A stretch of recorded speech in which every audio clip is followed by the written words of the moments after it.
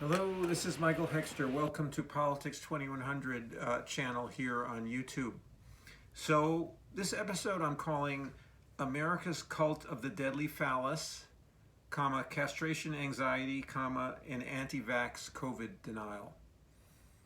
So this is a kind of an overview now of general the response to the pandemic of the last 2 years, and in the United States mostly, but I think it also applies to other countries to a lesser extent.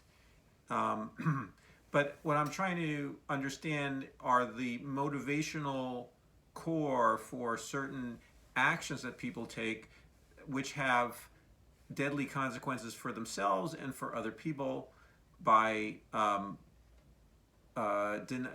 not engaging in public health behaviors, by not getting vaccinated, by not masking up, by taking too many risks in terms of their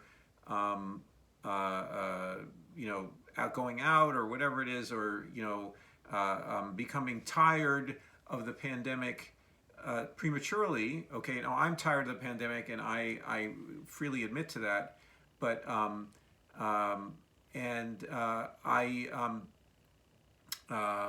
I try as much as I can to engage in behaviors that put me in less danger and put my family and friends in less danger as well. But not entirely. I'm not obsessed with it. But anyway, there are people who are encouraging, though, people to engage in behaviors that are scientifically ill-advised, if not lethal, or statistically, stochastically lethal. They're not like shooting someone, okay, but they are endangering other people in a statistical manner by exposing them to the virus, okay, or by engaging in behaviors that put other people in danger, and also put yourself in danger as well. And so we see, I guess, the immediate occasion for me, making this video we have a series of right-wing advocates for anti-vax or COVID denial, for resistance to the public health measures that are the weak public health measures that are still in place in the United States, and some of those people have either become grievously ill, or they have died. And also, it's a reflection on the career of Joe Rogan. No, Joe Rogan is a podcaster who is very, very popular, has tens of millions of listeners, and he has become a purveyor of anti-vax sentiment, and he's become very much like these other individuals he sort of was not clearly of the right wing, and of the type of person who would do anything to try to damage whatever Democrats or Joe Biden or whatever it is, and the right wing, the neo-fascist. He wasn't clearly that, but he has evolved to this position over time, though with a few modifications that are not totally down the line in that regard. But anyway,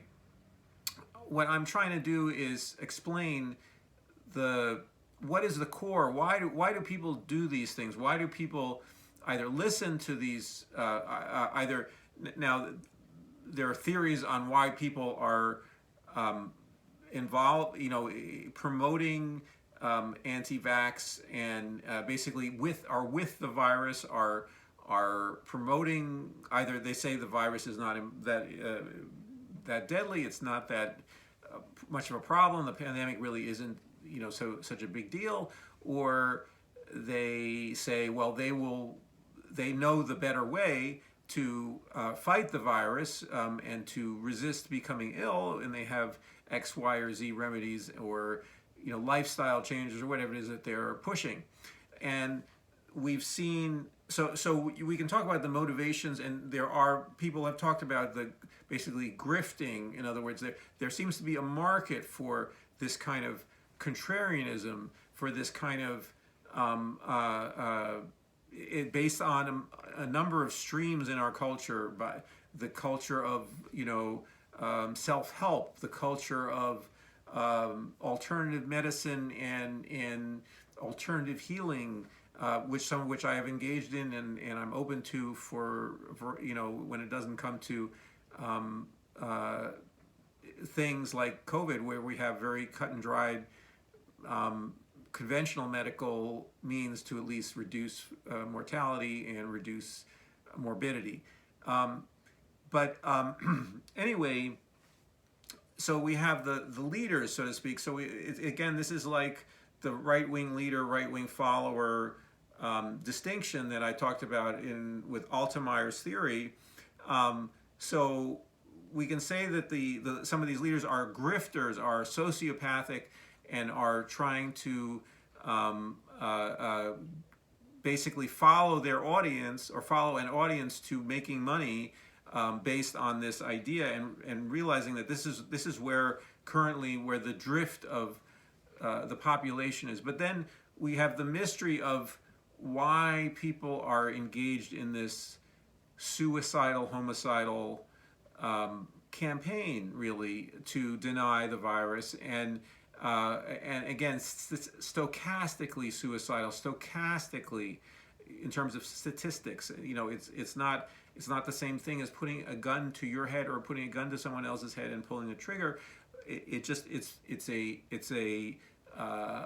increases the likelihood, and it is more likely than the flu, for instance. And that's something that has been a piece of misinformation that's circulated around, is that the flu is as deadly as COVID. No, it's not. COVID is more deadly than the flu by about a factor of 10.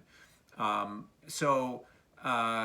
8 or 10 or somewhere around there. So it is significantly more deadly, at least in its to date. Okay, and Omicron appears to be more contagious than the flu, a great deal more contagious than the flu. So its contagiousness would suggest that we don't know yet what the death toll will be from Omicron, but anyway, but the overall what I'm trying to locate in this video is, what is the motivation? Why do people engage in these activities? So people have different preferences for explaining causality, and some people say it's economics, so and so on. It's politics. It's basically it's a political campaign, and people feel there's a political. And I've made episodes where I talk about that the anti-vax movement is also a political campaign against, there are political operatives there's the GOP that's trying to make this into a disaster for the Democratic administration, for the majority Democratic Congress, so that they damage them politically, and by having a high death toll, okay, including many of their supporters, okay, and that's something that needs to be discussed, and that's again in the category of sociopathic leader, right-wing leader, or sociopathic, ruthless use of other people, and ruthless disregard for the welfare of other people, and endangering them for one's own gain. And but anyway, but still we have all the followers, and we have to explain, well, what is their motivation? And also even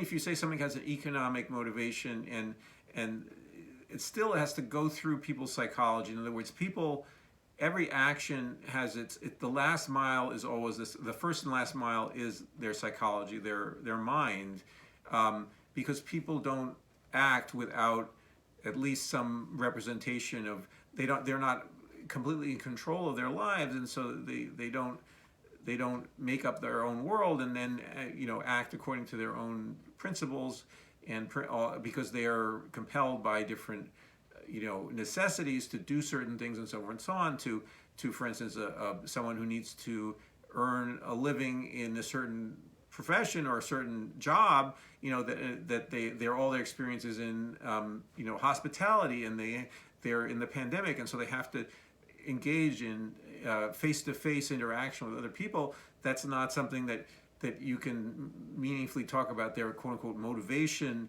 internal motivation to engage in these risk behaviors, because it's like literally they would starve or they would be evicted and so forth and so on if they didn't go. I mean, and some people have figured out a way not to do that, to help themselves get through the pandemic by moving in with their family or something, or doing any number of different other switching professions, so forth and so on, or trying to find a particular job that doesn't expose them so much to contact with other people. So anyway, but it seems like there's a core attraction to the anti-vax position that comes from a sense of people's concern about the idea with this cult of the Deadly Phallus idea, is that people are sort of an armored, that they have an armored surround, and that they are the penetrator, they have a deadly appendage, a gun. I mean, it's a penis, representative, okay, phallus, okay, that affects other people, but they are unaffected, that they are not the person who is being penetrated. And with vaccines, it seems as though there's a sense that it evokes this fundamental anxiety because the vaccine is stuck into your arm. Now, people get vaccinated and people get shots for other reasons. But this for whatever reason, this COVID vaccine has taken on and there are obviously people who avoid getting shots at all costs and so forth and so on after they are children, and they no longer want to get, they have needle phobia and so forth and so on, and there could be a very high substantial portion of the anti-vax movement are these people, but that is coded in a certain kind of you call it machismo, or you could call it bravado, okay, that they are so integral, or they're so powerful, they're so healthy, they're so whatever it is, that they don't need to be injected with a needle. They don't need this phallic object injected into their arm, okay, and that this is imagined in the anti-vax to come from the state. In other words, the big state is trying to inject you with. So this is the fantasy, the right-wing fantasy of, and this drama, this narrative that they create of a not that the local public health authority is, or the local hospital is offering free shots and so forth and so on, even if it's not even a public health authority. It's simply say, hey, why don't you help yourself by getting a shot, and it's so you don't catch this deadly disease. And but it becomes in the mind of the paranoid mind of the person who is fully involved in this anti-vax sphere, that this is this form of the penetrating their magic shield, their surround, whatever it is that they think is their key to their strength and their health and so forth and so on. And they might have some kind of mystical ideas. They may have some kinds of delusions or illusions about their body and about that and the sort of the naturalness of I mean, that's one of the things that is very common in anti-vax circles, is the idea that this is the virus is synthetic, and it could be made in the lab and so forth and so on. I don't know, but that somehow it's all, but the vaccine is also somehow this chimera, this untried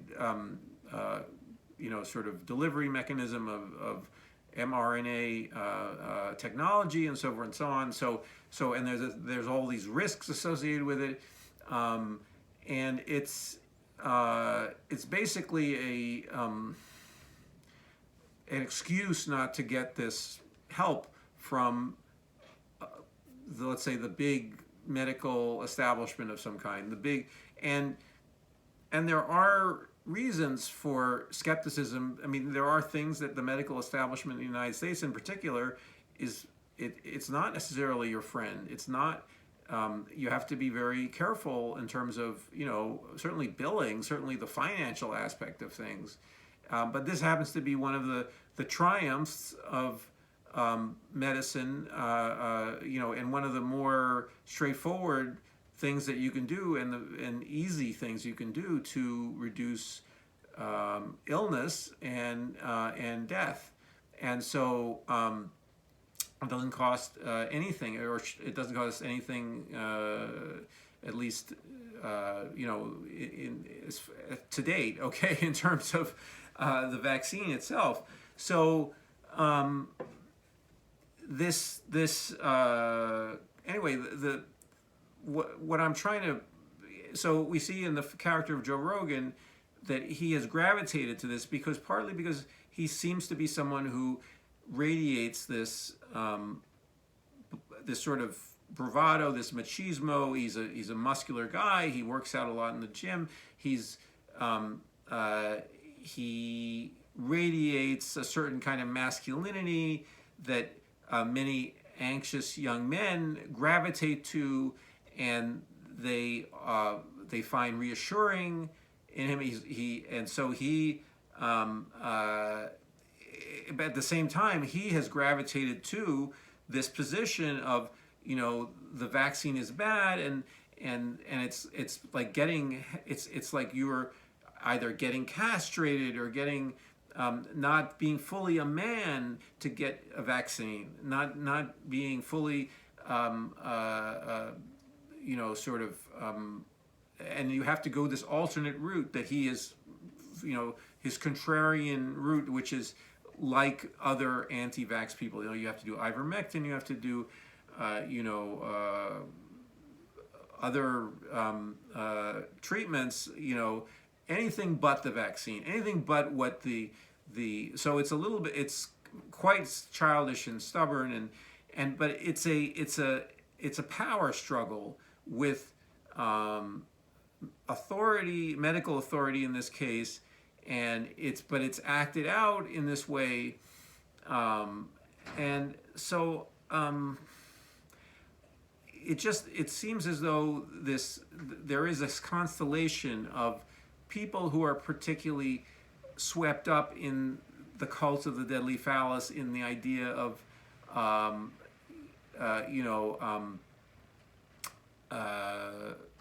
basically needing to have this ultra powerful phallic object that can kill other people and not be yourself be killed in this case, so not to get the jab, so to speak.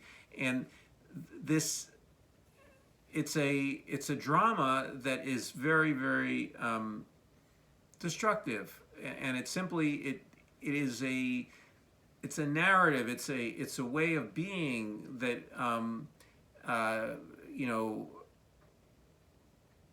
is based on a fantasy of what it's like to be a man, what it's like to be someone who has a penis, and also a negative fantasy of what it's like to be someone who's penetrated by a man, someone with a penis, or a woman, or not a woman, but anyway, but someone who is getting penetrated, and they that there's something wrong about one or the other, or that, let's say that one is let's say fraught with anxiety and with and fear that you're going to lose that penis, so the castration anxiety, okay, on the one hand, and that the other hand that you could get penetrated and you could be and this is this drama, which is of very, according to Freud at least, is this early, it could be a version of early childhood fantasies about organs and about what men and women do and what their organs are about and so forth and so on.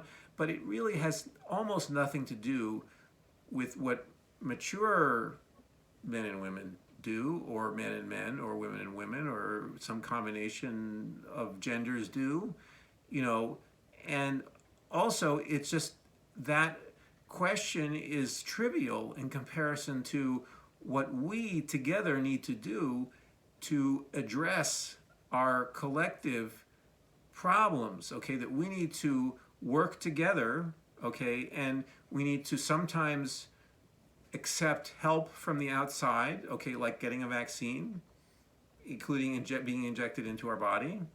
And sometimes it means help reaching out and being vulnerable to other people, to basically to listen to them and to listen to their pain or their demands or whatever it is, and to come to some agreement or negotiation with them or some compromise with them. It means working together, and so in a way that the whole cult of the Deadly Phallus is walled off against. That cult says none of that's all namby-pamby stuff. That's all lady stuff, or not lady, but it's all girly girl, or it's all castrated person stuff. It's all not real full human being stuff. The full human being that has this magical Deadly Phallus thing.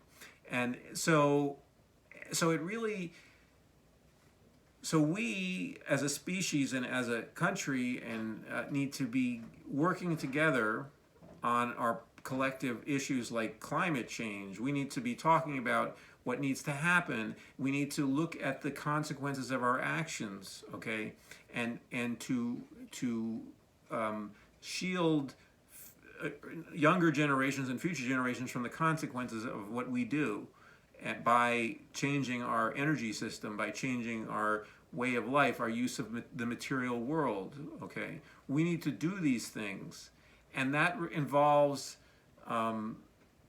giving a fuck, okay? Giving a damn about other people. And the thing about this cult of the Deadly Phallus is that you don't give a damn about other people. It's about what you do. Everybody is doing something to someone else, okay? And that you spew virus out of you, and you don't. And if someone suggests to you that you shouldn't do that, that you can call upon someone else. That's your divine right. You can that's someone who is in another world in terms of our ability to work together, to understand we share certain things. We share an air, an atmosphere, and an earth, a physical earth. To more or less extent, there's different forms of property that people have and so forth and so on, and and we can get into what that means and so forth and so on. But overall, we are definitely sharing a lot of the wealth of the planet, in terms of our common dependency, okay, and that dependency is extremely threatening to people who are involved in this cult of the Deadly Phallus. And so we need to and the pandemic has ripped open this psychological structure, let's say, this group psychological structure that we have that is so narrowly focused and so hostile to thinking about the consequences of your own actions and the impact on other people of your actions, and that there's an idea that you are going to be squashed. The people who believe these things, they feel like they're going to be squashed if they think about someone else, that their rights are going to be totally disregarded if they think also about other people's rights. Okay, that they think that it's a total zero-sum game, or furthermore, it's even a they don't even want to think about the other, that the other thing exists. That in other words, that other people are vulnerable to, for instance, your breath if you have COVID and a COVID infection. And so anyway, I think I might be able to clarify some of these things in a future video, but I just wanted to put this out there as a starting point in discussing the psychology of COVID denial, and also of this, what I call the cult of the Deadly Phallus. Some other people might have another way to talk about it that's better. And I think these anxieties, one of which I'm calling castration anxiety, that seem to be motivating this furious, deadly, suicidal, homicidal movement. Okay, and that's a very troubling development in our society, and also in other societies. There's a Channel 4 piece from Britain that will show you how, in some sense, this cult is being mirrored by other in other countries. So, including at least in Great Britain and in some other countries as well, I imagine. So anyway, so if you have any thoughts about these slightly abstract, but I think very important issues here, or that I'm talking about here, please comment in the comment section below. If you like the video, please like it, and if you're enjoying the presentations here on Politics 2100, or the thoughts I'm putting out there, please subscribe, and I will see you in the next video.